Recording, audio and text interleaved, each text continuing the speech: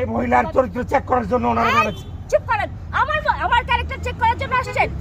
আপনি যে জ্বালানো আমাকে জ্বালাইছেন, আজকে আমি বাধ্য হইছি আপনার বউকে দেখানোর জন্য। আপনার উচিত হয় নাই আমার বউরে এইভাবে পাঠানো।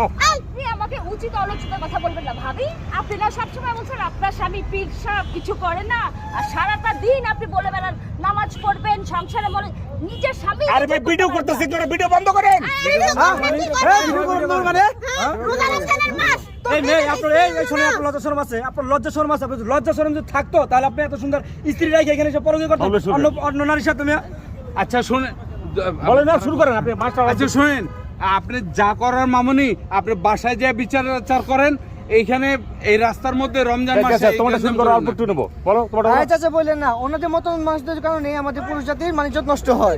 আপনি ঠিকই বলছেন ভাই, এরা মানে ঘরে বউরে খাইছে, এখানে এসে মানে পরকীয়া করে। সবাই বাড়িতে শুরু করো, সবাই আমার শুরু করো। ভাই মার